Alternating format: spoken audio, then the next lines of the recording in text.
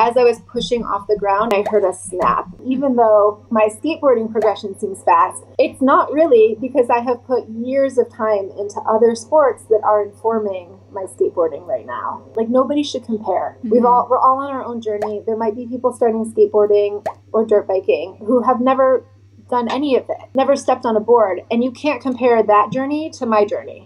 So the progress is irrelevant, really. The joy, the movement, the activity, like, that's what it's all about. Because I've met so many cool women and all these new connections, and a year ago none of this existed in my life. It's cool that it's motivating people too, and so that kind of keeps me going. Today's episode, we're diving into the inspiring story of a woman who proves that it's never too late to start something new. We're featuring an incredible skateboarder who started skateboarding in her 40s.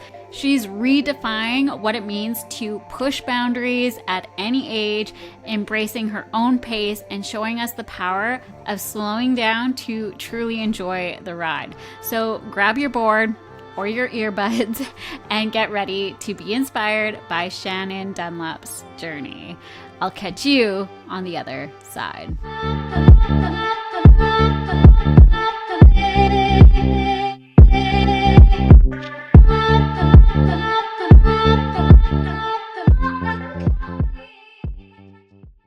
All right. Well, hey, hi, and hello. I'm Angelisa, your host for Braap Babes Throttle Talk, and we are changing things up a little bit. We're changing sports here, and I'm so excited to be chatting with skateboarder Shannon Dunlap, and she is a mother, a nurse, and she also just started skateboarding in her 40s. So I can't wait to chat a little bit more about your story and your journey. So welcome, Shannon, to the show.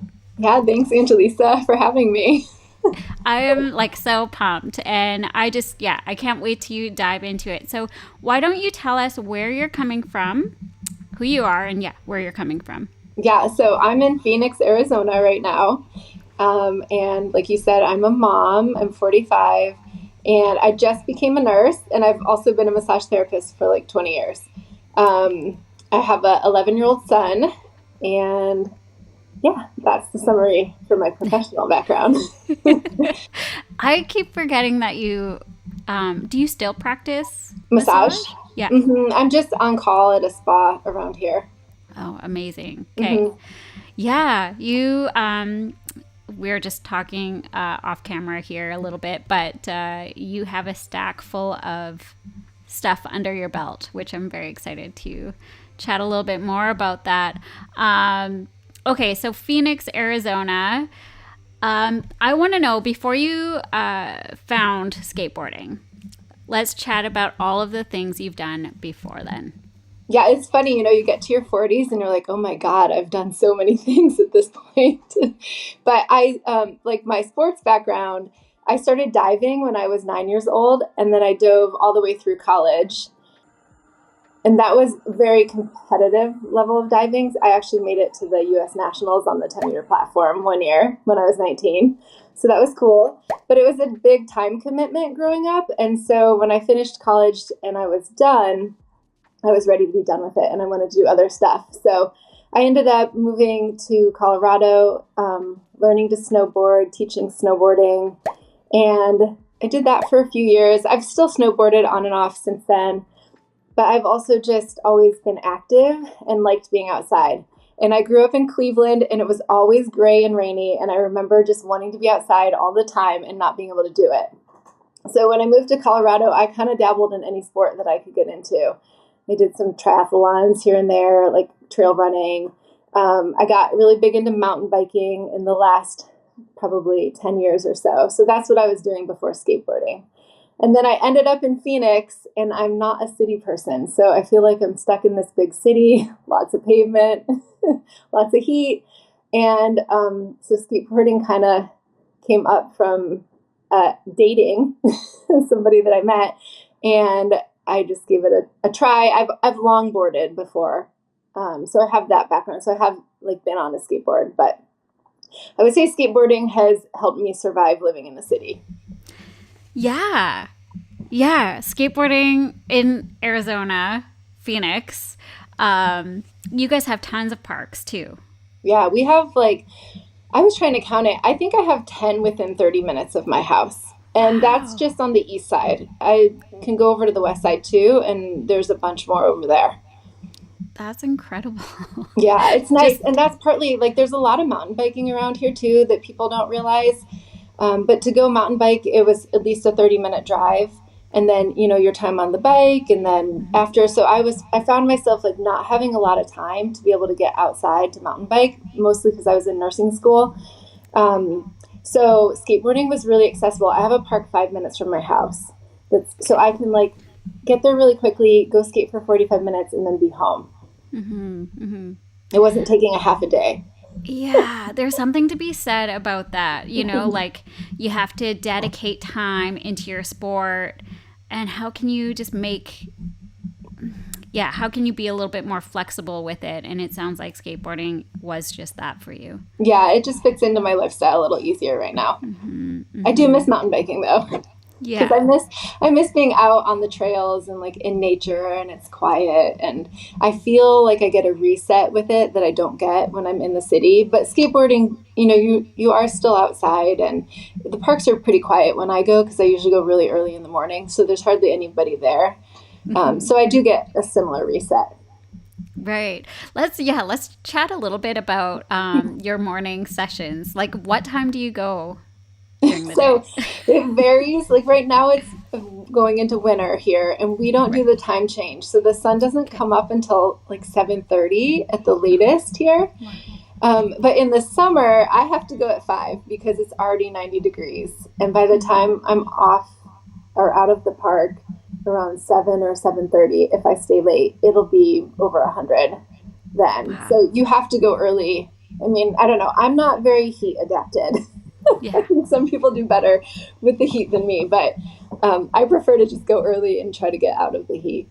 And then in the winter, we can go most of the day here. But I like the mornings because I have found that as the day, like for any exercise, as the day passes, I'm less likely to do it. So even if I'm tired when I wake up, I just make myself go most of the time because I feel I never regret going. Like I only regret not going. So I just kind of roll out of bed and go. And I always feel better after. Yeah, 100%. I love that. I love your commitment. 5 a.m. But I do go to bed at like 8:30 or 9. So yeah. Oh, I'm the same. Yeah, I'm the same. I've never been a night owl. I'm much better. Actually, in high school for diving practice, I used to get up at 5. I think I'd get up at 5 and I had my practice started at 6 a.m. in the cold, in the winter. And my mom would drive me there. And I practiced for like an hour and a half before school started. So, and that was as a teenager. Right. So I guess like you've already you've adapted into that. Just waking up early. That's just like your routine. Yeah. It's been like that for a very long time. And it's honestly to put my clothes on and go skateboard is way better than jumping into a cold pool. Oh, I bet. Yeah. Oh, I bet. Oh, that would not be that enjoyable. That is so interesting. So you kind of mentioned this already about how you got into skateboarding, but can you elaborate a little bit more? Yeah. So last year it was the summers here are hard because you're just stuck inside. And my son was watching TV a lot and video games. And we were sitting around. I was like, God, I wish there was something else I could do with him that was, outside.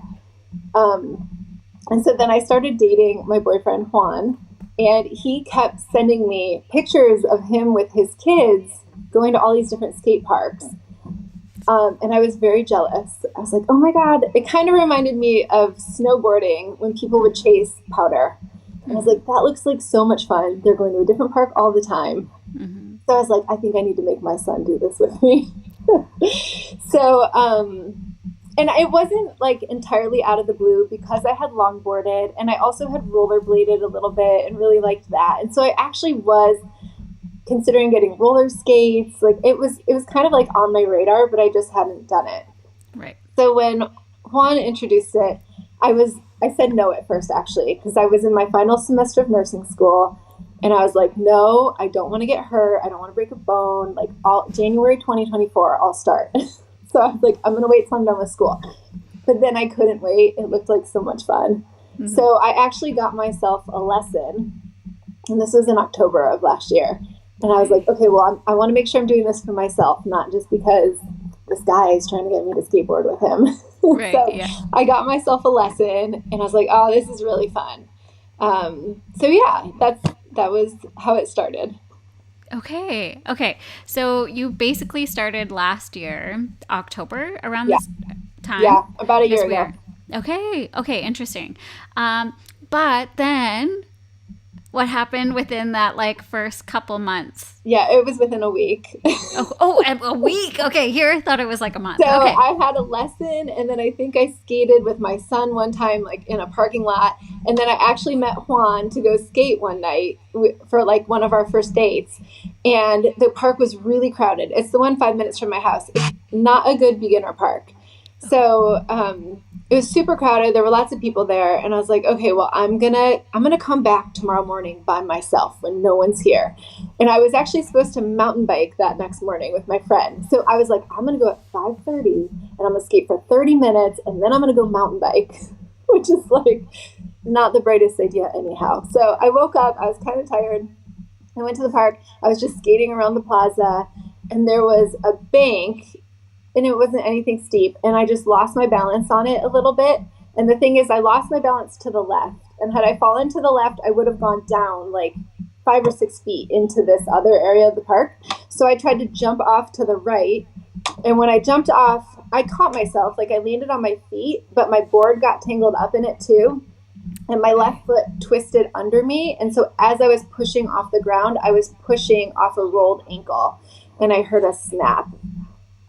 So I didn't know, like, it hurt, but I could still walk back to my car. I got really nauseous and dizzy right away, which I always have that reflex when I get hurt pretty bad. So I was like, something's up. So anyhow, I went to the doctor, I think the next day, and I didn't go to the orthopedic doctor till a week later. They did x-rays. They didn't say anything was wrong. So then we scheduled an MRI. And this is like, I think by the time I had the MRI read, it had been 8 weeks. I was finishing up nursing rotations. So I missed one. You can only miss one for the whole semester. I missed the nursing rotation the day after I got injured. And then I did every other rotation after that on an injured ankle with a brace on. And then anyhow, so I walked around for like 12-hour shifts once a week for 8 weeks. And then I went for my MRI results, and the doctor was like, oh, your ankle's broken. So I had no idea. I thought I just like tore a ligament or something. Right. So, but I was lucky. So I only broke the fibula, the very tip of the fibula. So the ankle bone, the malleolus, that like bumpy part on your ankle, I broke the very bottom tip of it off. Okay. Apparently the tendon is so strong that sometimes it'll snap the bone instead of tearing the tendon. Okay. So it broke off, but luckily it aligned properly. So I didn't need surgery. I just rested mostly. I wore the ankle brace. I could always weight bear, so I was really lucky in that way. I didn't need crutches, but it did hurt to walk. So I think every time the muscle engaged, it was pulling on the bone, and that's why it was hurting when I walked. I see. Yeah. Interesting. So that had me out for 12 weeks. So okay. Yeah, I skateboarded for 1 week, and I was out for 12. Oh. Okay. Oh my God. When you told me that here, I thought it was a month, but and then you kept going, like good on you. I mean, I had to. Honestly, I was like, oh my God, I didn't want to skateboard because I was afraid I was going to break something, and here I broke something. Mm-hmm. And I was like, I mean, thank God it was my left foot because I could still drive, and I'm a single mom. I was like, thank God I could still work. It hurt, but I could do it. Mm-hmm. But I was like, I had spent 6 years finishing nursing school. Like, I started the prerequisites 6 years ago. And so I was like, am I going to have to do this semester all over again? It was really, I was really bummed. I was very stressed. So I didn't skate again until January. And I honestly wasn't sure if I was going to. Right. I really had to think long and hard about that. Yes. Oh my God. I remember that. Yeah. But like I said, good on you. So what made you go back? Like, what was that thought of like, okay, I'm ready to go back after breaking your ankle? So I did a lot of research on Instagram. I found other lady skaters who are my age, because at first I was like, am I crazy that I want to do this? You know, I told my dad, he's like, what are you doing? And so many people I know are like, why are you going to skateboard right now? So there wasn't a lot of support, although my mom was supportive the whole time. So that was pretty cool. But I found Anti-Skates on Instagram, and then Good Willing Hunting too. And so there were women like late 40s and 50s, and they were doing it. And so I was like, you know, maybe I can just do it and be as safe as I can. I don't know. I know there are people who do skateboard and don't get majorly injured. So I basically told myself I have 2 more major injuries, and then I will reassess whether or not this is something I want to continue. Okay, so 2 more? I gave myself a limit. That's a good way to. I mean, I don't know. I might reassess after 1 more, depending on what the injury is. Right. But oh, that's too funny. Okay, so yeah, when you talked about, you know, seeing other women, like-minded women that are into skateboarding, you know, in the same age range, like I've been seeing all of those same women riders, like Anti-Skates, and so inspiring and empowering, and I love that community. I think, actually seeing Anti-Skates, I think I started following her on TikTok a couple years ago, and then I was like, okay, if she can do it, then I can do it, you know? Yeah, it really does make a big difference seeing somebody else doing it. It's like, okay, I'm not crazy. Yeah. I know what you mean, though. Like when you're starting something kind of, you know, in this season of life, it's like, it's risky. Skateboarding is hard. Like, and especially if you fall, you're on concrete, you know, it's not forgiving whatsoever. Yeah, when our bodies are not designed to fall on concrete. And I know that everybody says, well, it's just part of it. But like, we're not, bones break for a reason. Like, we're not designed to fall on concrete. And having done massage for 20 years, I've massaged older people, like 70s, 80s, sometimes 60s, that have been hard on their bodies. And like, I've seen it. I've seen what these injuries show up as later on. So I have the full perspective, which just, I mean, I'm going into it knowing that, there's risks and I could get injured, but I feel like I'm at least just making that choice. Yeah. But also too, sorry, we're going a little bit off track here, but I was going to say also too, because you are taking those steps, like, I'm going to get into skateboarding. You've also done some research and you're like padding up. You are getting the protective gear. You know, like you're setting yourself up for failure if it happens. Yeah.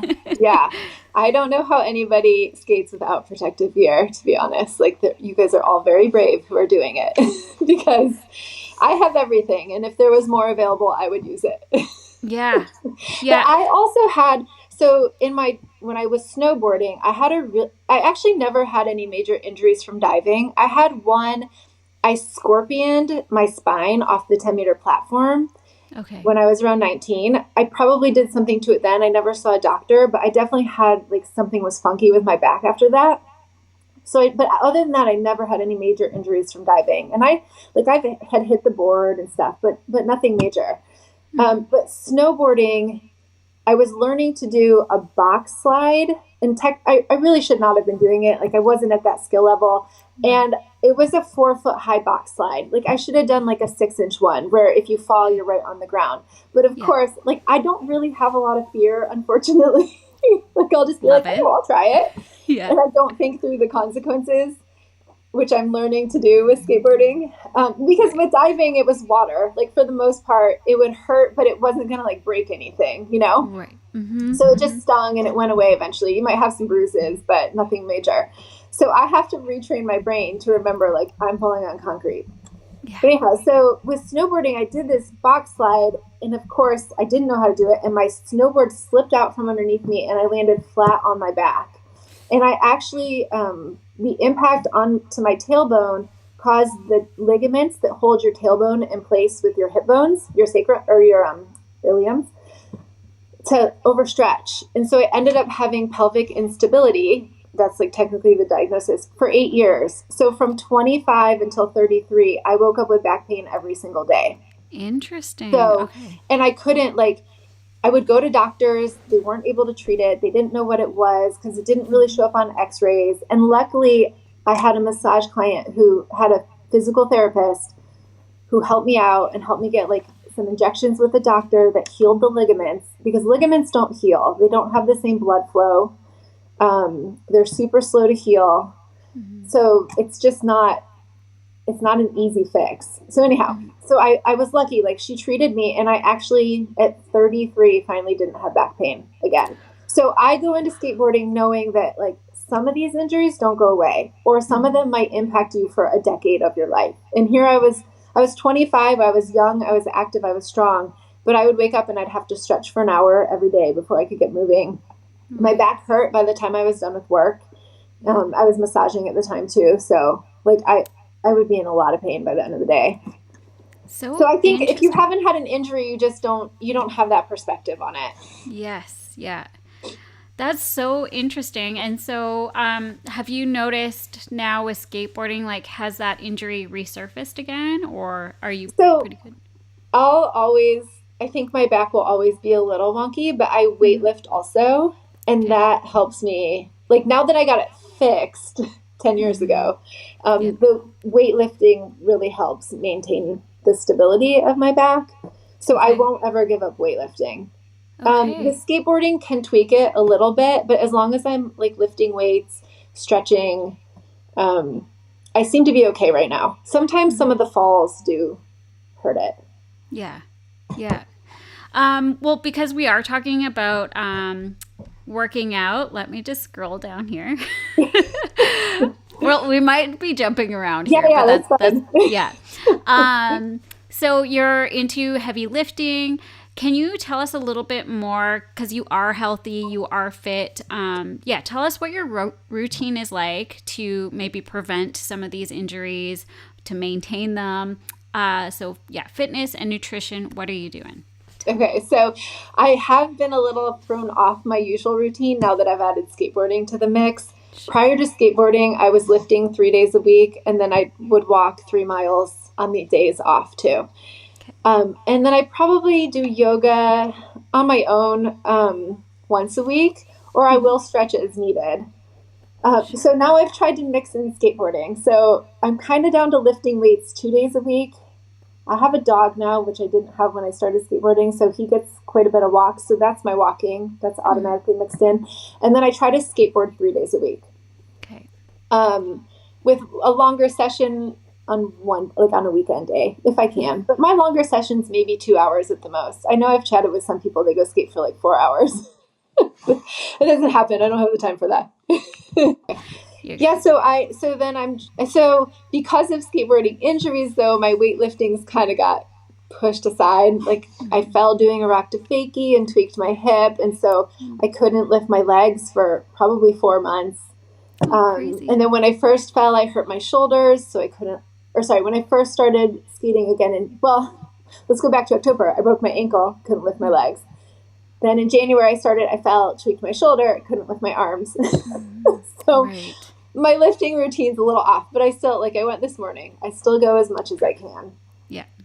And I won't give it up. To be honest, I've thought this through, and I've decided that if I have to give one up, I will give up skateboarding before weightlifting, because I do think weightlifting is so important for aging and bone density, and that if you're going to be skateboarding, you need to have good bone density too. So that's how I've prioritized in my head. Yeah. I just recently went back to the gym. It's been now, I think, 2 months, and what a difference from like a home workout to the gym. I used to go like religiously, three times a week, same thing for years. And then moving out where we do now, we're not close to a gym, like 30 minutes from town. But now that both the girls are going to school, I've been making it more of a priority. And I've noticed like such a big difference already. And I'm just feeling so much stronger. It's wild. Like I don't go yeah, it's only been 2 days a week. And then I try to, same thing, walk or whatever, dirt bike once a week. Well, now that we're off season, I haven't been dirt biking, but I want to ask you about that. Like, how are you with balancing it all? Like, are you pretty good, like, with scheduling, or is it like still kind of all over the place? Well, it just depends on the week.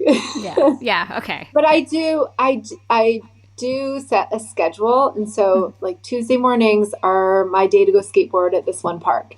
Okay. And then, Monday, I think I lift Monday, and then Wednesday, Thursday, I might lift one of those days. Sure.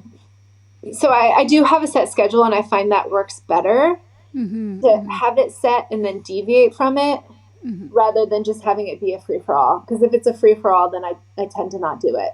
Yeah. But like last week we went to that exposure skate contest, and so that threw off my work schedule because I ended up having to work longer days to make up for the missed work. So I didn't get to skate or lift those days. And then I was tired when I got back. And so, I mean, I think you just have to be flexible. And even the weightlifting, like I'm not lifting as much as I had been a year before I started skating, but I'm still going because I do think anything helps. And especially with weightlifting, I find you're taking your muscles through a full range of motion. And so it's really good at breaking up any like unbalanced patterns your body can settle into. So even if I'm not lifting heavy, I do think it's just really healthy for your muscle tissues to be moving that way. Right. So, I mean, I just do the best I can. Yeah. That's okay. With a kid, school, job, I work full time. I don't know what else I can do. It's so hard. Like, holy moly. Yeah, I was saying that to Kenny, my husband, the other day. I'm like, I just don't know how people do this all. Like, I don't get it. Yeah. What's the secret? No one's telling me. But I think you're right. I think it's like, just try to schedule, like, pre-plan, and then if you need to move things around and not be so hard on yourself at the end of the day. And for me, the weightlifting, walking, skateboarding, it's all a top priority. Like I only cut it out when I absolutely have to, because I do feel like it makes the rest of my life so much more enjoyable, both physically and mentally. So it only gets moved when I'm either just fully overloaded and too tired, because at that point I think it's not beneficial to do it when you're really tired. Also for skateboarding, I feel like it's not safe for me to do it when I'm really tired. Yes. But yeah, it's my top priority until I have to surrender and accept that I can't get it done. Yeah. Let's talk about that, actually. Let's talk about like full rest or not enough rest and then doing your sport. You were saying like, you won't be able to skateboard if you're too tired, or, and it's not good if you're too tired. Yeah, let's talk about that. Yeah. So, I mean, I kind of see it through the lens that I had when I was diving in college, and we trained 6 days a week and I would have Sundays off. And diving, you needed this combination of both power, but also there needs to be ease to it. Like you couldn't just muscle through stuff.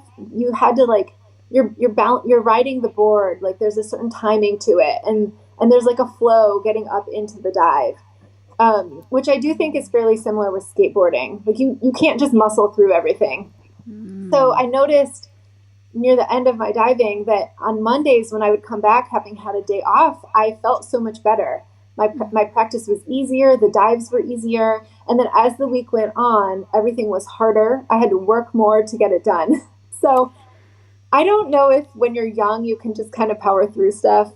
But I do think as we age, that we don't need as much like physical practice as we think we do. And I actually think it's beneficial to have some rest, because then when you go to practice something, you're practicing it while you feel good or while it's easy, and you're training your body to remember that versus going and you're like, I'm just going to hammer it with this and I'm going to make it happen. Well, then you're training your body to remember that experience too. So I think it's important to listen to your body. I mean, there's times where I'm tired and I don't want to go, but I make myself go. But I think if you really listen, you can tell the difference between when you're like generally fatigued and run down versus just like, oh, I'm a little tired. Maybe I want to sleep in, Yeah.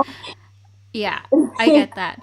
It's interesting because I was listening to a podcast with Shaun White, snowboarder Shaun White, and he was saying, there's so many pro riders, snowboarders, let's say, that train all year round, but Shaun White was saying he always took time away from snowboarding. He never trained all year round, and he believes taking that time, taking that rest to stop with sports made him a better snowboarder. Yeah. And, I think that the brain does a lot more integration than we realize, even when we're not on our boards. So I do feel a little rusty when I've taken too many days off, but in general, I still feel like I come back better than when I stopped. So I do think, and that would happen with diving. Like, I think the brain is really like doing more work. The body's remembering more. And I just don't think we need to like put in tons of hours to get something. I don't know where that fine line is. Like, it might be different for everybody. For sure. But even for me diving growing up, I would mix it. I mean, I pretty much dove all year round, but every now and then I would mix in a sport through my school. Like, I always played softball in the summer, and one year I ran cross country. I'm a terrible runner. I still ran cross country. Oh, that's amazing. But it was fun. Like, it was just something different. So, and then another year I did gymnastics, I did tennis. Like, I would always kind of just take a break. And I don't remember, sometimes I would dive at the same time, or maybe it would just be a couple practices, or sometimes I wouldn't. I would just stop. Yeah. I think it is healthy. I think it's healthy to step back and have those some breaks here and there. But I do agree. It's always like, if you take too much time getting back into it, it's like, okay, here we go. How do I do this again? But usually it's like that diving. Even with diving, like, we always took August off. And so that first month back, you were pretty rusty. It was just getting your body used to the feel again. But I think it's just part of it. It comes back. It's just being consistent. Yeah, absolutely. Cool. Well, what do you do like for self-care as far as taking care of your body, your mind when you're not skateboarding? So you had asked me nutrition, and I think that's really important. And I eat mostly plant-based. I'm not 100%. I have a wheat allergy, so there's times where I have to eat something different than what I would prefer, like if I cooked at home. But I do eat mostly plant-based, and there's a lot of research to support that that I've studied. Nutritionfacts.org has a ton. I think Dr. Michael Greger goes through all the current nutrition data and just scours it. And then I actually have a really specific, I worked with a couple bodybuilders because I wanted to put on muscle. So I worked with one that was just like regular food, and then the other one was plant-based. And if anybody wants to change body composition, a bodybuilding coach is the person to go to. Like, they know how to manipulate your nutrition to get your goals. So I've pretty much, since I've worked with them, I've stuck with the way that I learned to eat working with them. Okay. So I'm very particular about getting protein at every meal. And then I just eat really balanced. Like, I'll eat a whole grain. Like, for carbs, I'll have a whole grain or potatoes, sweet potatoes. And then I always try to have a green vegetable at every meal. Kale, there's so many. Kale, broccoli, asparagus. Those are so full of nutrition. That's really healing for you, and cancer fighting and all sorts of good stuff. And then I do integrate fats too. So I try to do avocado or hemp seeds. Soy has good fat in it too. So I have a really specific, at breakfast, lunch, and dinner, I pretty much just eat the same. I have the same structure of a meal, but I can change out the ingredients. Okay. Yeah. Can you give us an example, one day? What are you eating?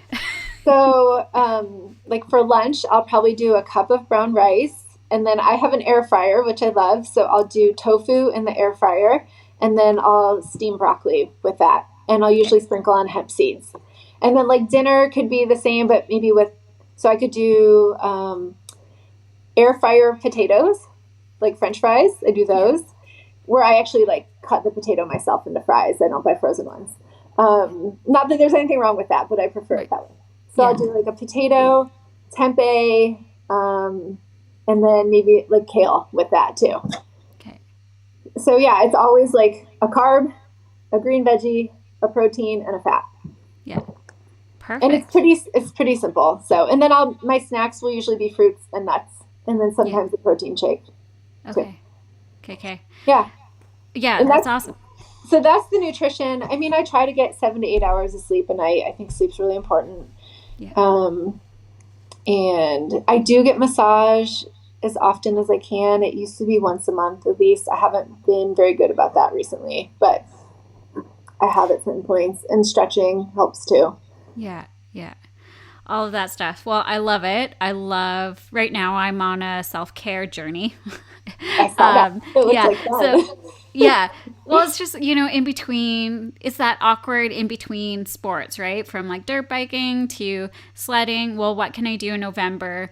And so that's when I really take my self care seriously. So I love the tips that you gave, and I'm definitely going to implement. I need to use my air fryer more. The I air feel fryer is like, amazing. but I think mine is like a dual, like it does a bunch of stuff. I don't think it's a true air fryer, so that's why I don't use it as often. Because Yeah. I feel like it takes forever to cook something in it. Oh yeah, yeah. So I used to make tofu, like cutting it up in little cubes and then baking it in the oven, and that took 30 minutes. But I can do it in the Okay. air fryer for 10 minutes. I mean, I like Oh, tofu. So if you yeah. marinate it in something, it gets crispy like fried tofu, but it's not fried. Ah, I So, should but try that. I've always liked fruits and vegetables. So I Hmm. don't necessarily have, like, it's pretty plain way of eating, but Yeah, I think it tastes good. yeah. Well, yeah. That's just if it tastes good, then it's easy, right? Yeah. I want to know. So we're going to change gears here. I want to know. You've been traveling around the states with your son, with your family. Tell us a little bit more about where you've been and what was your favorite destination or skateboard area and why. Okay. So we mostly have stayed on the West Coast, though. Okay. So we've done one road trip. Okay. My boyfriend has two daughters that are above and below my son in age. So we did a road trip through Arizona out to like Eastern California and then north through Mammoth Lakes, and then all the way over to Boise, Idaho, and then out to Orcas Island in Washington. And then I got off the road trip, but my boyfriend and his kids continued down the California coast. And then recently we just went to San Diego. Okay. And then I went to Ohio this summer and skated there too. So it's been Yeah. really fun seeing all these different parks. I like them all, to be honest, because there's something you can do at every park. Yeah. Sometimes like there's really great bowls and that's really fun. And then there's other times where I'm just learning stuff on banks and practicing. I wouldn't say street stuff, but maybe closer to street skating type moves. But okay, so if I could go back anywhere, I really liked the park in Boise, Idaho, and I liked Boise. Okay. That was fun.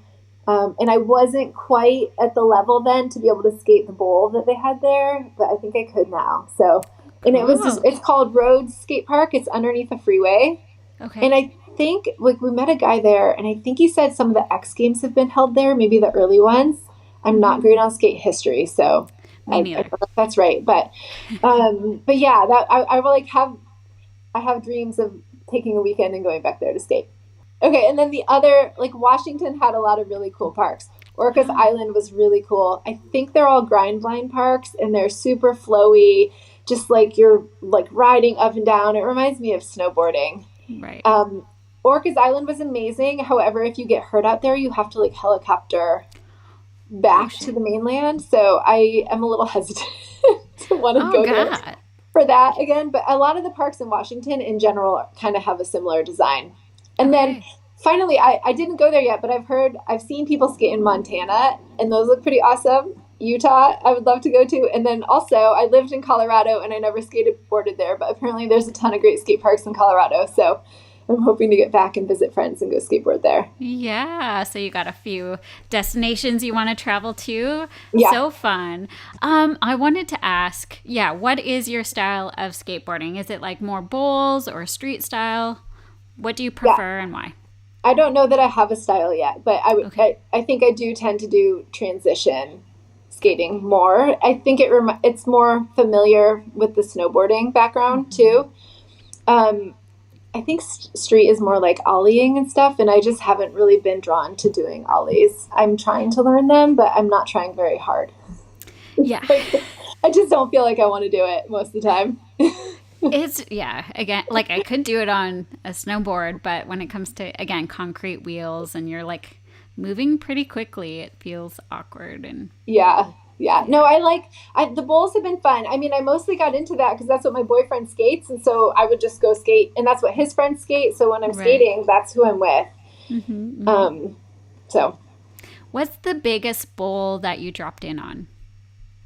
So I don't know how big it is, but the park right near me that's 5 minutes away, it has a really high wall, and I don't know if it's 8 feet or 9 feet.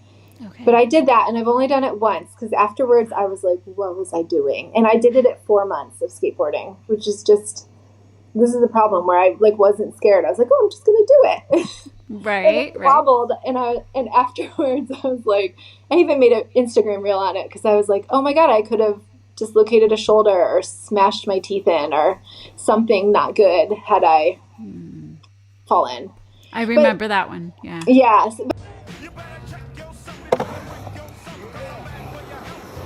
But recently it was 7 feet where I actually worked my way up to that one intentionally and planned it out. Okay. I love that. I love that you still dropped in on the 8 feet or 9 feet. And then you like worked backwards, and you're like, okay, let's do this, let's take baby steps here. Proper. Yeah. But still, like 7 feet, 8 feet, like that's huge.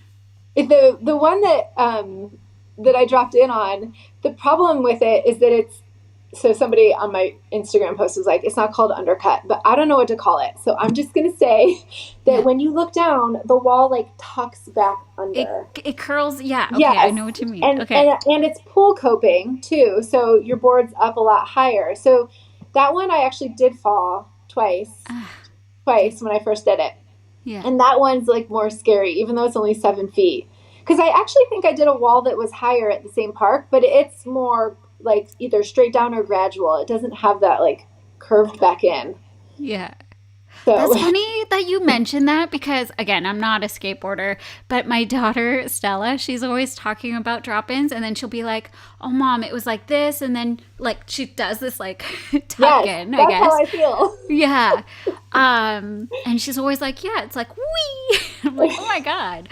And then now I'm noticing, like, our skate park locally in Pemberton, it's, like, straight down, or it has that slight curve inwards.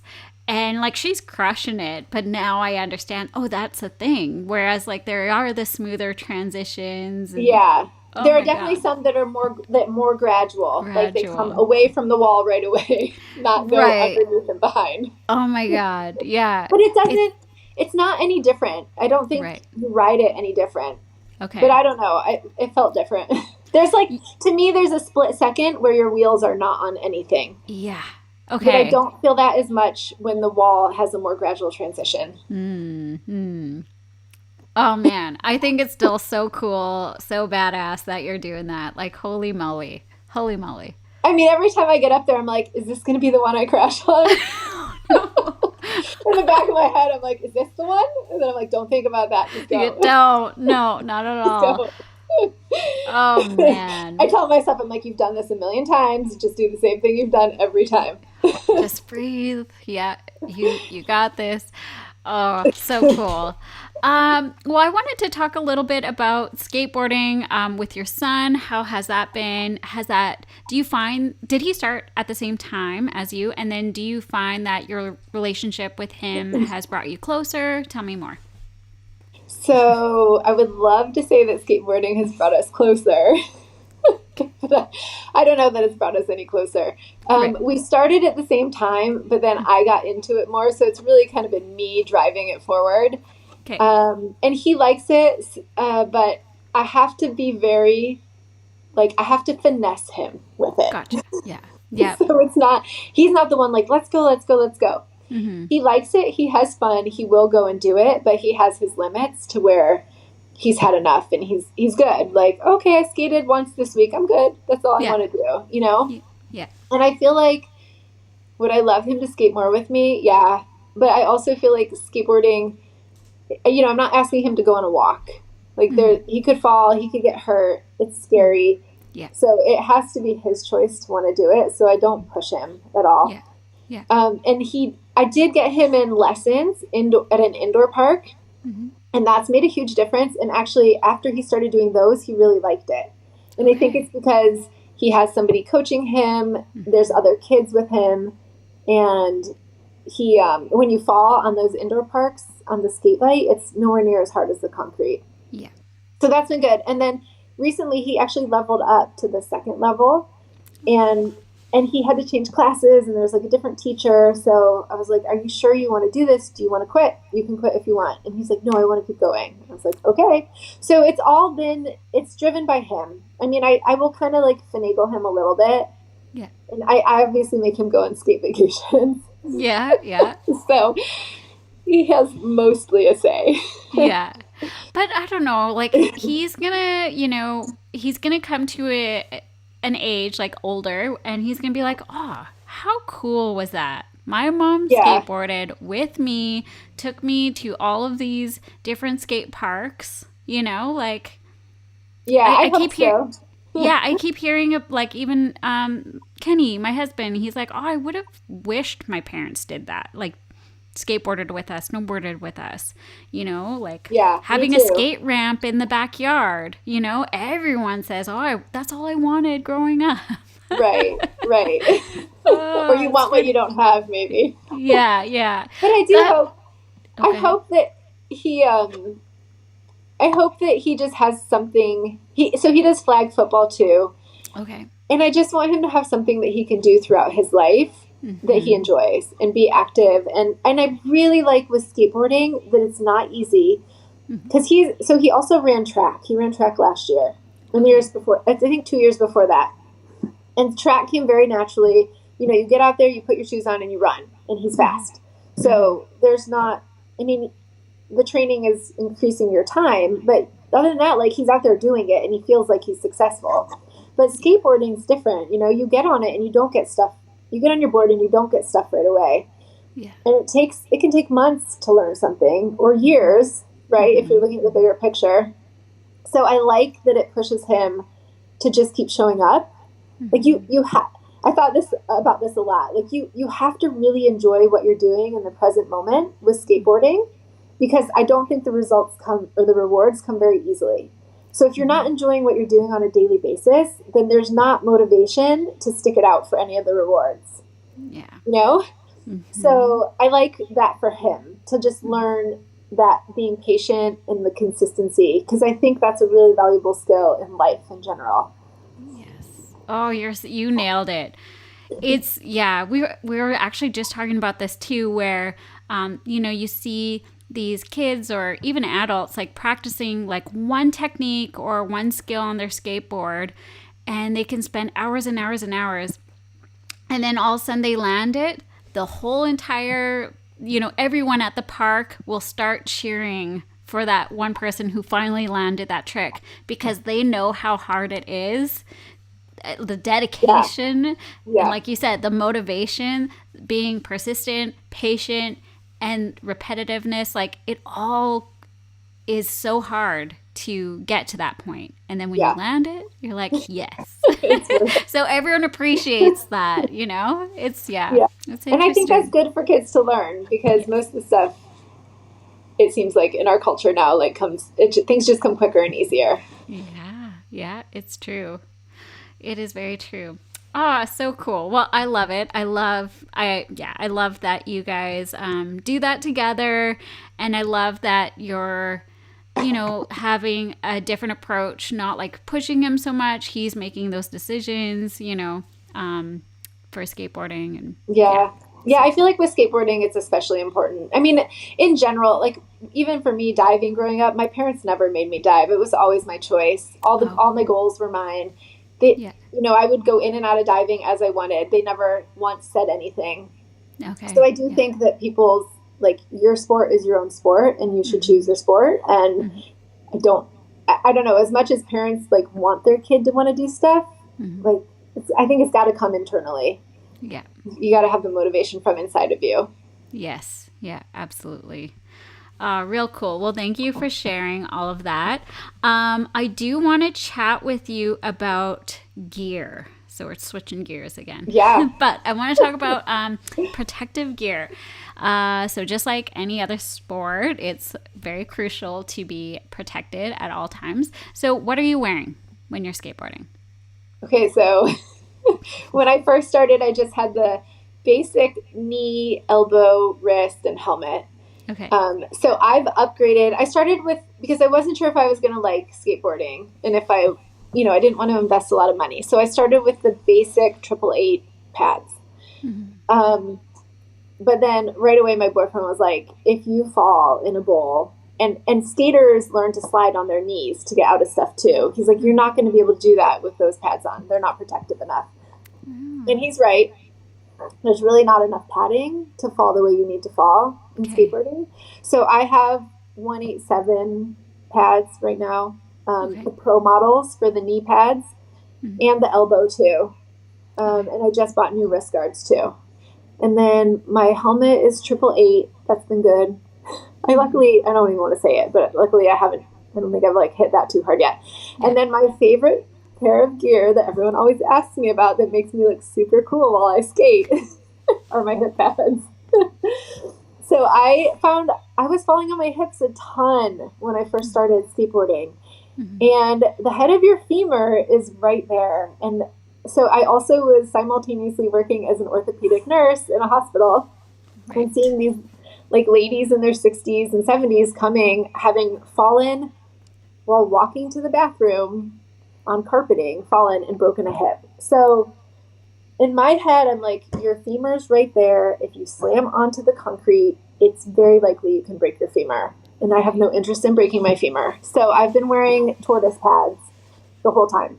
And I can't tell you how many times they have saved me. There were a few times I had bruises on my hips before the pads. And since I've been wearing them, I haven't had any.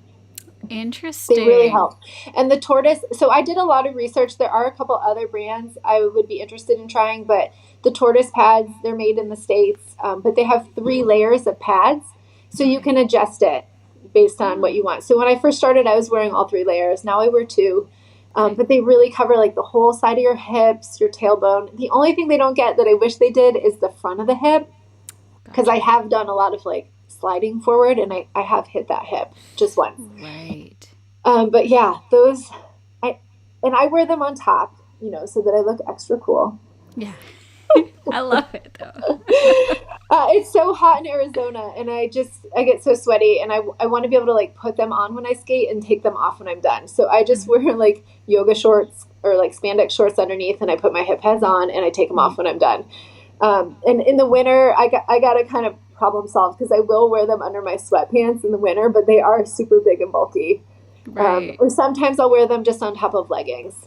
Okay. Yeah. But I have something new. I am going to try a new pair of hip pads that's designed by a woman skater. Oh, no way. Yeah, I got them at Exposure. Her name's Dr. Manuela Ippolito. Okay. And the doctor is in padded skate shorts. So these are they're just like 1 layer. So they're a little smaller. So I'm hoping that I've progressed enough that this will be enough protection. And I'm thinking about trying to wear them under pants for the winter. Okay. So, yeah. Well, yeah. Keep me posted. I would love to know. Yeah. And other pairs, like the Old Bones Therapy, I've been eyeing those too because they have the protection in the front of the hip. Right. That's the other one. Okay. And so with the ones that you just showed, is she selling them? Yeah, on Instagram. Okay. But she was in person at the Exposure Skate event. Yeah. Yeah. Real cool. Yeah. So I tried them on and I was like, you know what, I'm gonna try these and see if I can downsize a little. Right, yeah. Yeah, I guess that's the only thing is making them fit under your stuff already, you don't want to really wear jeans, I guess, with like the hip protectors underneath. Yeah, I mean, I would like to skate in jeans because they're the most protective on the cement. Yes. These might fit under jeans. That's what I'm hoping. Yeah, But the yeah. other thing with my other pads is there were so many layers that when I would get in my car, I was actually higher up, and my like my head was like closer to the ceiling of my car, and so it just felt Oh, really weird even driving in them. So I was like, I can't.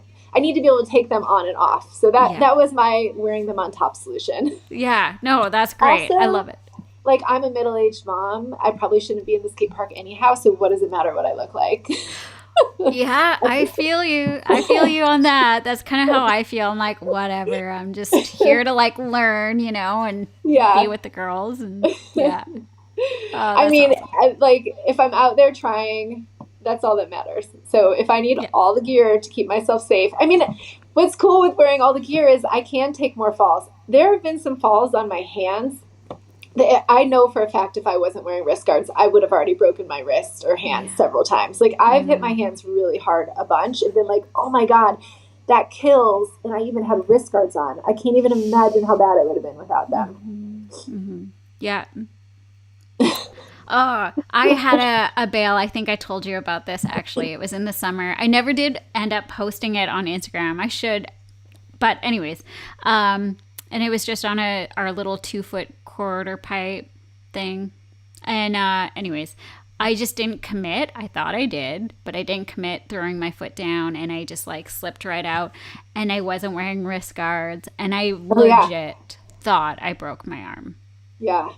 Yeah, you And told me I'm about that one. Yeah. And I mean, like, I'm no stranger to broken bones. I've broken my wrist many times snowboarding. But at that moment in time, I'm just like, I remember thinking, okay, like I dirt bike, like the skateboarding is just like a new thing kind of. And I was like, what am I doing? What Yeah. am I doing? I mean, it's like there's such an easy fix. Just put on the guard, Yeah. you know? Yeah, exactly. And that's just how I was like, where are my wrist guards? So I ended up ordering new ones because I don't know where mine went. But I mean, I'm so envious, especially at Exposure Skate. None of those girls wore wrist guards. They all just had like knee pads on. yeah. And some had elbow too. But they're younger women who have trained since they were kids and they know how to fall without getting hurt, Yeah. So like even for me with diving, by the time I was done diving, I could crash. I knew how to crash. I knew when I needed to bail. I knew where I needed, like in what way I needed to bail, because I had trained for so long. I had that awareness. But in this middle-aged body on a skateboard, when it goes wrong, it's like I'm a tree getting cut down and slammed to the ground. Because Yes. I just don't have that awareness yet. So Yeah. the pads really help. Yeah. I feel you on that. Yeah. Well, yeah, great. I loved that we brought up the hip protectors because I still want to get a pair. I haven't done that yet, and I need to invest for sure. So Yeah, I really like them. They're worth it. I just think it's better to be protected so that for failure. Because let's admit it. Like if you're new to any sport, really. Like, you're gonna fall. You're gonna get hurt. So why not prevent that injury? I'm all about, preventing for longevity, right? Yeah. I plan on sticking around for a long time. Well, and it also gets you more time in your sport because when you get hurt, then you lose that time. So the more you can spend your time playing and having fun in your sport rather than recovering, like that seems like a win to me. Yeah. Yeah, absolutely.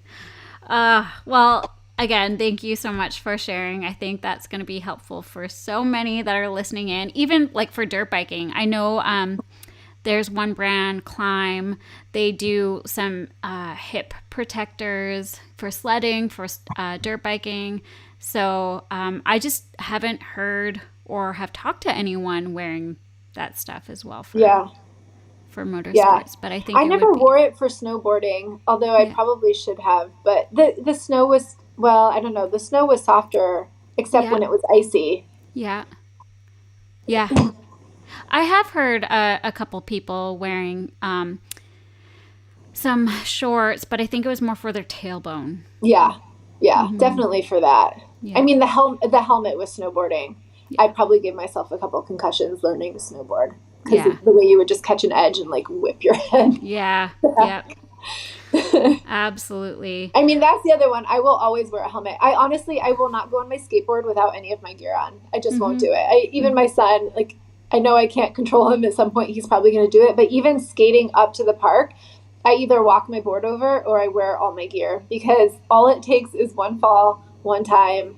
You don't know when it's going to happen. And honestly, I feel more unsafe skating to the park than actually skating in the park, because there's always like weird stuff on the sidewalk and weird dips in the sidewalk. And I feel like I'm more likely to fall there than even in the park. So I really won't go on my board without all of my protective gear on, and especially not my helmet. Yeah. Yeah, you almost feel naked in a way. I do. I feel what am I missing here? I don't want to skate. I don't feel good. Yeah, and part of this is like having the nursing training and hearing about traumatic brain injuries and all that. It's like it's not worth it. It's not worth the risk. And I was an early adopter of snowboard helmets. Yeah. In fact, I still have my same helmet from when I first started. I look like an astronaut. Like, it's so big and round. Right. But nobody was wearing them when I got it. But now it's funny because when I lived in the mountains in Colorado, everybody wears helmets now. Mm-hmm. It's very normal to wear it. So I think it's really funny that skateboarding still hasn't adopted where everyone's wearing a helmet. I mean, you're playing on concrete. Yeah, you're right. It actually, now that I think of it, like there's so many kids that without helmets. I mean, there's, a few wearing helmets, but yeah, same snowboarding and skiing, you don't ever see anyone without a helmet anymore. Yeah. Which is great. Because I started snowboarding in 2001, and at the time, nobody was wearing them. Mm-hmm, mm-hmm. And so it's taken 20 years, but that's pretty much the norm now, is to wear the helmets for kids, especially for kids. I think it's actually a law in Colorado. Yeah. Under a certain age, they have to wear a helmet, skiing and snowboarding. Okay. But yeah, I don't know why. I don't know. It seems to me like skateboarding is just as risky. Yeah. If not not more. Yeah, exactly. Crazy. Okay, well, we're going to switch gears again. So this time, during the summer, you completed a 12-week program with me. We've done some content creation, built out storyboards, and basically learned how to use some tools and systems that will help you stay a little bit more consistent when it comes to your social media. So congrats. I know that wasn't easy, but it was a lot of fun. And that's how I got to know you. Yeah. And I learned a little bit more about your story through working with you. But I'm just curious, what was your biggest takeaway from the 12-week program? Okay, so, there's kind of two. Number one, you offered so much information and support, and it was all really helpful. Aww.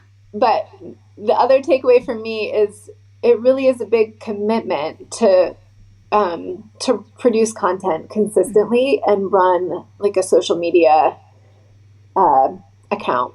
Yeah. So, and like my life, because I was just getting started as a new nurse and I was going in and out of a job during it all too. Mm-hmm.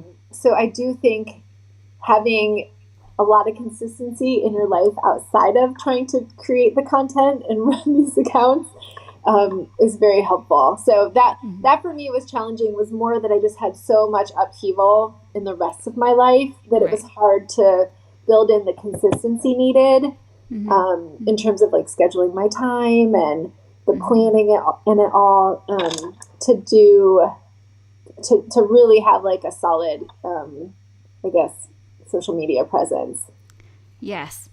I think that's like showing up, like filming, putting all the reels together or videos or whatever it is. Like it does take time. It's a lot. Like there's so much going on in the background. But yeah, with these, platforms, they love consistency. So how can we stay on top of that without, if we do take that break, well, the platforms don't love it. So then they you have to almost start from scratch to build up that momentum again. Yeah. So it's, but yeah, you crushed it. I just feel like you're such a natural when it comes to filming, talking to camera. And, I just love that I got to, all of us that are following you, we really got to see your journey from like the beginning to now and how much you've progressed. It is so much fun to watch. Oh, thanks. I mean, I started making the videos just because it was fun. Mm-hmm. And then I reached out to you and I was like, well, if I'm going to make the videos, it'd be fun to like have some guidance on best practices, you know? Yeah. And so, yeah, it's just been a fun little side hobby at this point. I feel Yeah. like Yeah. I'm really impressed with anybody that has turned content creation or being a digital creator into like a source of income for them, because I honestly think it's probably a full-time job. I Yeah. don't like do it, having done it now, and I'm at the right at the moment, because it's been so busy. I don't even think I've maybe making like one video a week at this point. Okay. Yeah. Yeah. And that's, I've kind of just accepted, like, this is just where I'm at. I like with the skateboarding we talked about Yeah. earlier. Like, I've Yeah. got a full-time job. I have a kid. We have other stuff going on. Like, Mm-hmm. I will do my best to try to hit my targets. And if not, I'll just, whatever my best is, like, Yeah. that's what I'm doing. So, Yeah. Yeah. yeah, I don't know where I was going with that, other than it's a lot of work, and I'm very impressed, and everything you taught me was really helpful, and I only wish that maybe I didn't have to work and I could just like full-time create content and Right. skateboard. Isn't that the That'd be dream? amazing. Yeah. Yeah. Absolutely. Just skateboard, film all day. Like, I'm down. yeah. Yeah. Absolutely. I know what you mean. But well, yeah, you absolutely crushed it. I loved seeing your creativity and how you expressed yourself. And also, too, I was so blown away with the amount of engagement you got, and like how quick of a community you kind of built.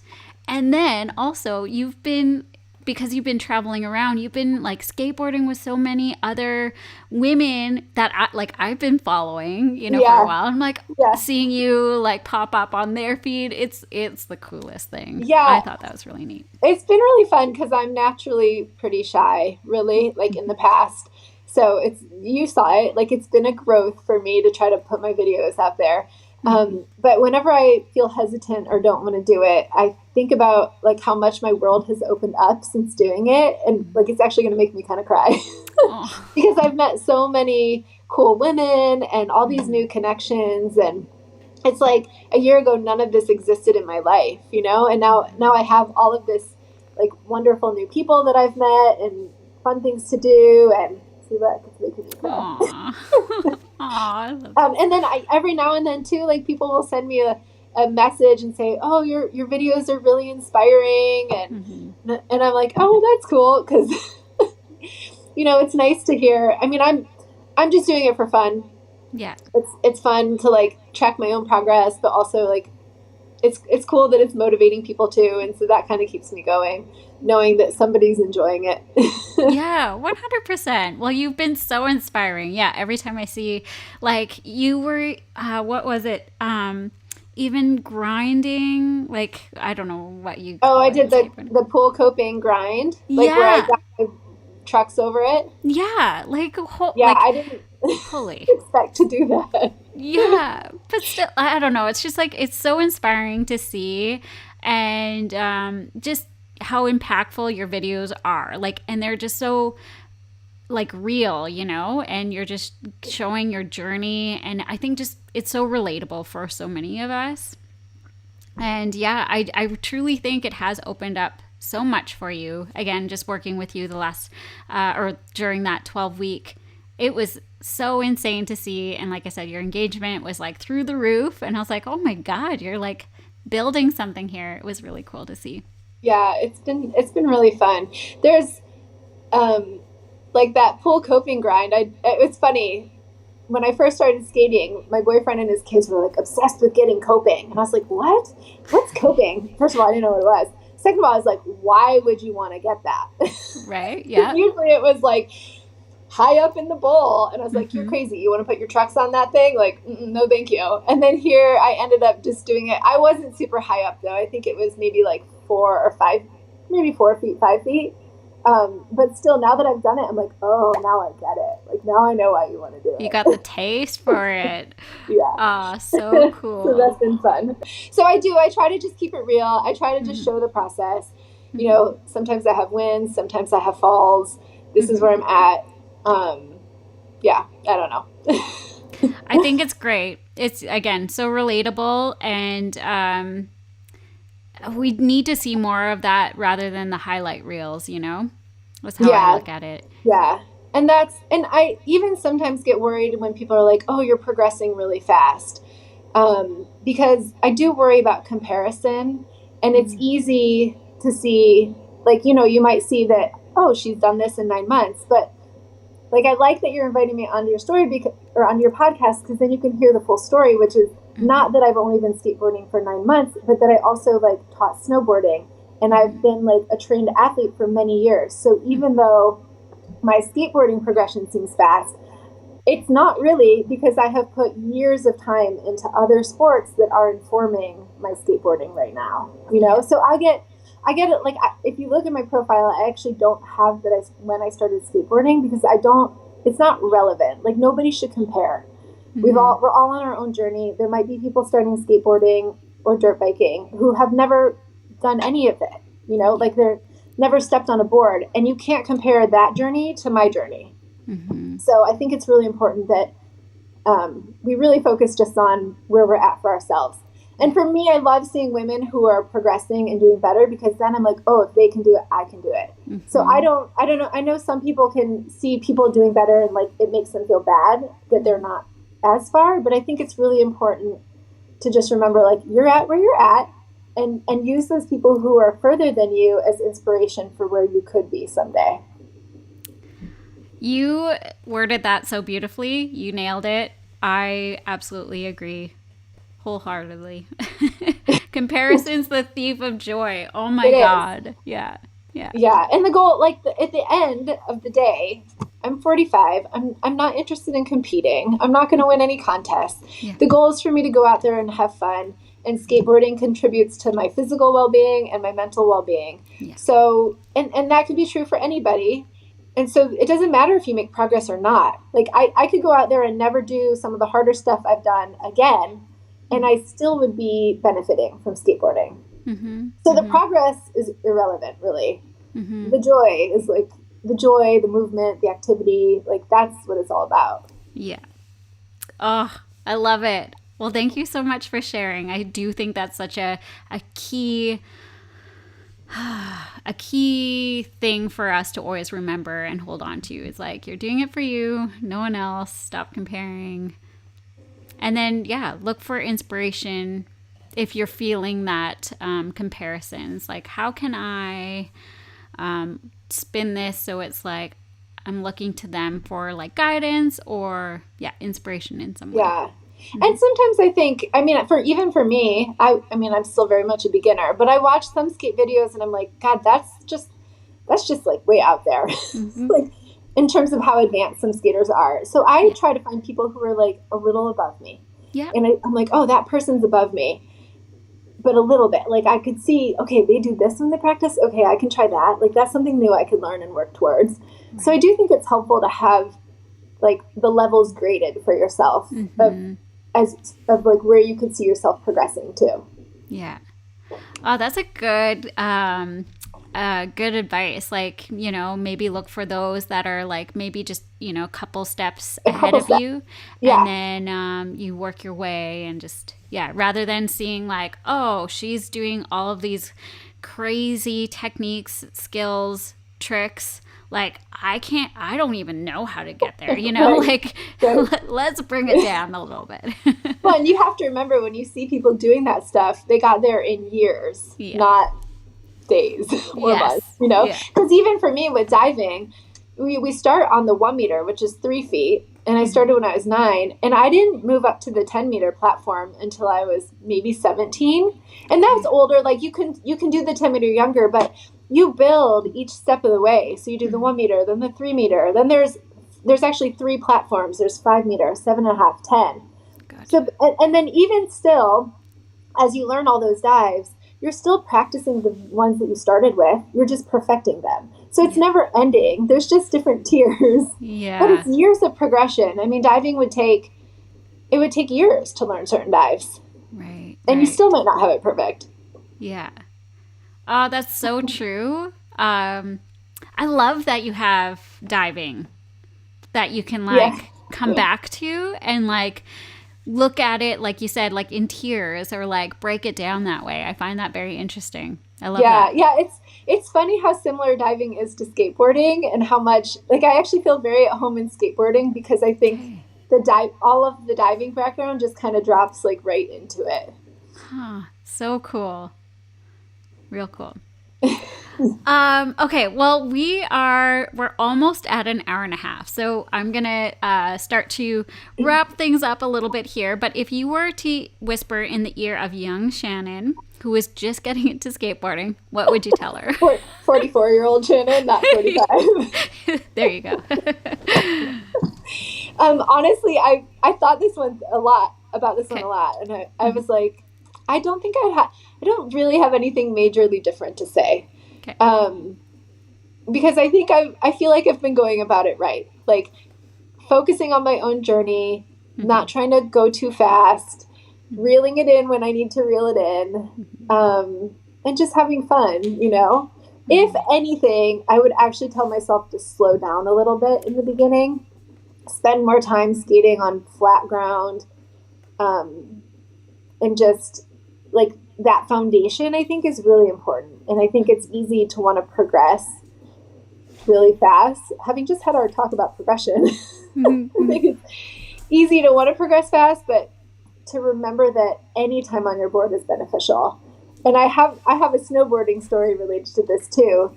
So when I first went to teach snowboarding, I actually had learned in Cleveland, so I could pretty much do like 2 turns and then be done because the hills were tiny there. Right. So when I took that to Colorado, everything was gigantic, and I was not I was probably a green-blue snowboarder. And then when I started teaching snowboarding, I taught little kids. I got so much better just having my board on my feet every day. So I wasn't snowboarding hard hills. I had my board on my feet, and I was like holding little kids' hands on the bunny run. And I probably did that 90 days that year. But I got better from that. So that is my analogy. That would be my one thing of advice for like starting skateboarding or anything else. I don't think that you can ever spend too much time like just on your board.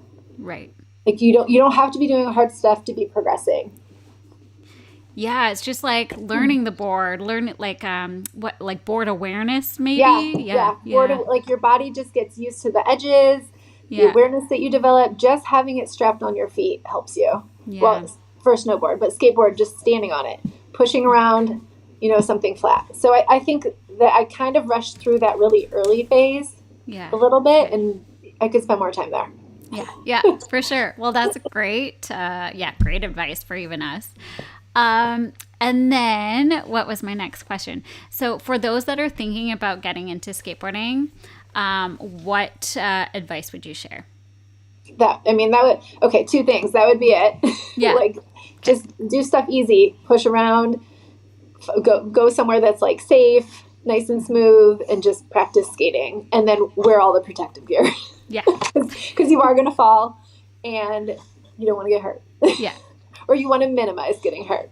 Okay. So yeah, that would be my 2 basic things. Amazing.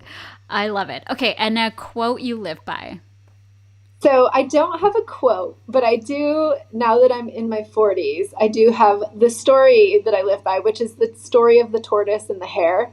And I think that in my 20s, I was the hare. And if I wanted to do something, I would just do it. I would power through it. I wouldn't sleep. I would just, get it done. And now I would say after 35 and having a kid and realizing that my time was limited, like a lot more limited, right, with kids, that you can get to where you want to get to. It just might be the tortoise version of getting there versus the hare. Yeah. So really just, I try to think about just little steps at a time. Okay. And it might take 5 years instead of 2, but does it really matter? It doesn't matter. So yeah, the tortoise and the hare, and that was my approach with nursing school too. I told you it took me 6 years, and it felt like it was taking forever, but the time's going to pass no matter what. Yeah. So just do what you can do, and it's better to make it manageable so that you enjoy it, rather than overwhelming so that you end up quitting. Right. I love that. That is such a great way to look at things. No, that's great. I was going to say, I feel like I'm in my tortoise phase for sure. Because same thing, like always rushing to be like the best or trying to be the best, where now I'm like, you know what? Just do like cruising I'm just crazy. Yeah. Yeah. I mean, if you end up feeling, even with exercise, like if I try to set it up so that I'm skateboarding 5 days a week, and that's not really doable, it's going to feel stressful. Yeah. And then I'm not going to want to do it. Yes. So it's better to bite off small chunks and be able to do them than to try to do too much too fast. And then you end up quitting. So yeah, that's my new approach to life. Yeah. I love it. Sorry, my dog's already. Okay. Okay. Where can we find you on socials? It's at Skater Life is Rad. Okay. Cool. That's pretty much it. I'm not really on anything else. I don't have time for anything else. Yeah, for sure. Okay. And then I do have a quick, like, rapid fire questions. Okay. Okay. Are you ready for this? Sure. Okay. Maybe. Okay. So imagine this. You and 3 people have an all-inclusive weekend retreat, okay, that involves just skateboarding. It can be anywhere in the world, even if it's real or not. Where are you going and who are you going with? And you can pick people that you either know, you don't know, or celebrities, pro skaters, that sort of thing. Oh, man. You know what? My son is not coming with me. I hate to say that. That's okay. I don't think I'd take my He'll daughters just either. whine the whole time. Yeah. After we skate once, he'll be like, "Can we go do something else?" Yeah. Yeah. Okay. I would like to go to Japan, actually. Ooh, I think that would be awesome. And they have such a big skateboarding culture there. So that'd be pretty fun. And I'd probably take my boyfriend because he's really fun. And he likes to skateboard 2 or 3 times a day. So if anything, I would be asking to not skateboard. Right. Okay. And then I've had a lot of fun with Shelby, who's the San Diego skater. She's been really fun to skateboard with. I'm only going to take 2 people. I don't know if I know other. Okay. I don't know. I'm too shy to like want a pro to go with me. Right. Yeah. I'll go with people I'm comfortable with. Yeah. Yeah. No, I'm the same for sure. All right. Well, that's a great answer. Do you want to come? Yes, I would love to. I would love for you. You can be my third. Okay. Yay. All right. So number 2, what's your go-to piece for protective gear that you would never skateboard without? All right, helmet for sure. Like if I had to pick all of them, it would be helmet. Yeah. Okay. Number 3, if you could ride with any pro skateboarder for a day, who would it be and why? I don't know. I have to say, because skateboarding's so new to me, I don't really know a ton of them. Mm-hmm. But Bryce Wetstein seems really cute and just like a rainbow, like a human rainbow. Okay. So sweet. Aww. Singing her ukulele, and so I would like to hang out with her. Okay. Cool. And then last one. If you could have one skateboard trick dialed for the rest of your life, what would it be? I don't even know the names of tricks at this point. I'm glad I'm not the only one. I'm like, yeah, okay. But, I mean, I would, like what I'm working on right now, I would really like to be able to get up to the coping on the higher bowls and grind the coping. So that, like, from where I'm at right now, that would be something I would like to be able to do. Okay.